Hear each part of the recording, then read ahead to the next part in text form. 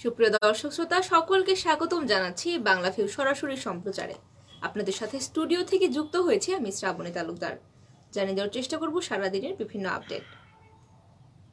ঢাকায় বহুল আকাঙ্ক্ষিত metro rail চালু হয়েছে বেশি দিন হয়নি। এরই মধ্যে উত্তর পূর্বাঞ্চলবাসীকে দারুণ সুখবর দিলেন সিলেটের কৃতি সন্তান ডক্টর এ.কে আব্দুল মোমেন। তিনি জানিয়েছেন সিলেট ওসমানী আন্তর্জাতিক বিমানবন্দর থেকে মূল শহরে মেট্রো রেল চালুর প্রস্তাব সড়ক ও জনপথ বিভাগ সহজে দিয়েছিলেন তিনি, এবং সহজ অধিদপ্তরের পক্ষ থেকে এটিকে মাস্টার প্ল্যান হিসেবে অন্তর্ভুক্ত করা হয়েছে। এছাড়াও সিলেট মহানগরে সার্কুলার রিং রোডের প্রস্তাবও গৃহীত হয়েছে সহজের কাছে। প্রস্তাবটি দিয়েছিলেন সিলেটের উন্নয়নের স্বপ্নদ্রষ্টা ও রূপকার পররাষ্ট্রমন্ত্রী ডক্টর এ.কে আব্দুল মোমেন। পররাষ্ট্র মন্ত্রণালয় সূত্র জানিয়েছে, প্রায় 3 মাস আগে ডক্টর এ.কে আব্দুল মোমেন সহজে সিলেট ওসমানী আন্তর্জাতিক বিমানবন্দরের মূল শহর পর্যন্ত মেট্রো রেল এবং মহানগরের সার্কুলার রিং রোড প্রস্তাবটি দিয়েছিলেন। প্রস্তাবটি সম্প্রতি সহজের মাস্টার প্ল্যান হিসেবে অন্তর্ভুক্ত হয়েছে।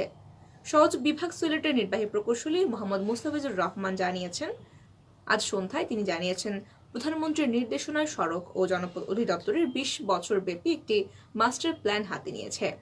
এই প্ল্যানে পররাষ্ট্রমন্ত্রী মহোদয়ের 2টি প্রস্তাব অন্তর্ভুক্ত হয়েছে। এক প্রশ্নের জবাবে তিনি বলেছেন, এই মাস্টার প্ল্যান বাস্তবায়ন করাটা একটু সময় সাপেক্ষ, কারণ এটি বাস্তবায়নের ক্ষেত্রে নির্দিষ্ট কয়েকটি ধাপ পেরোতে হবে। তবে পর্যায়ক্রমে এগুলো পার হয়ে খুব শীঘ্রই সিলেটবাসীও মেট্রো রেল দেখতে যাচ্ছে। এদিকে ঢাকায় আসছেন আর্জেন্টিনার পররাষ্ট্রমন্ত্রী, চালু করবেন দূতাবাস। আর্জেন্টিনার পররাষ্ট্রমন্ত্রী সান্তিয়াগো ক্যাফিয়েরো আগামী 26 ফেব্রুয়ারি ঢাকায় আসছেন। সফরকালে তিনি বাংলাদেশ আর্জেন্টিনার দূতাবাস চালু করবেন। এছাড়াও তিনি প্রধানমন্ত্রী শেখ হাসিনার সঙ্গে সৌজন্য সাক্ষাৎ করবেন বলেও জানা গিয়েছে। কূটনৈতিক সূত্রে জানা গেছে, আগামী 26 ফেব্রুয়ারি ঢাকায় আসবেন আর্জেন্টিনার পররাষ্ট্রমন্ত্রী সান্তিয়াগো ক্যাফিয়েরো। পরদিন 27 ফেব্রুয়ারি দূতাবাস চালু করবেন তিনি। সফরকালে প্রধানমন্ত্রী শেখ হাসিনা, পররাষ্ট্রমন্ত্রী ডক্টর এ.কে আব্দুল মোমেন এবং বাণিজ্যমন্ত্রী টিপু মুন্সির সঙ্গে তিনি সৌজন্য সাক্ষাৎ করবেন। এদিকে বাংলাদেশ দূতাবাস খোলার প্রস্তুতির পূর্ব প্রস্তুতি হিসেবে নয়াদিল্লিতে অবস্থিত আর্জেন্টিনা দূতাবাসের উপরাষ্ট্রদূত ফ্রাঙ্কো সানেলিওন নেতৃত্বে একটি প্রতিনিধি দল আগামী সোমবার 30 জানুয়ারি ঢাকায় আসছে।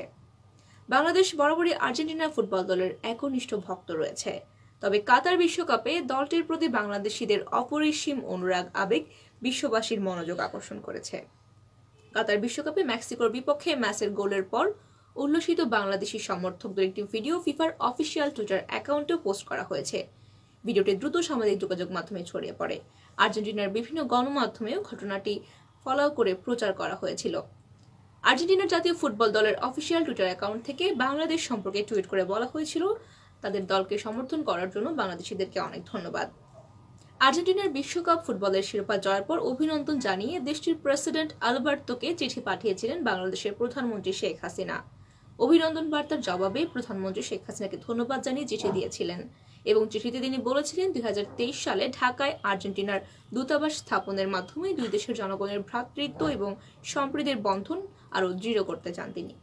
এরই পরিপ্রেক্ষিতে আগামী 26 ফেব্রুয়ারি ঢাকায় আসছেন আর্জেন্টিনার পররাষ্ট্রমন্ত্রী, এবং 27 ফেব্রুয়ারি বাংলাদেশে আর্জেন্টিনার দূতাবাস স্থাপনের কথা রয়েছে। সুপ্রিয় দর্শক শ্রোতা, জানিয়ে দিচ্ছিলাম আমাদের হাতে থাকা সারাদিনের বিভিন্ন আপডেট। এতক্ষণ যারা সঙ্গে ছিলেন সকলকে অসংখ্য ধন্যবাদ।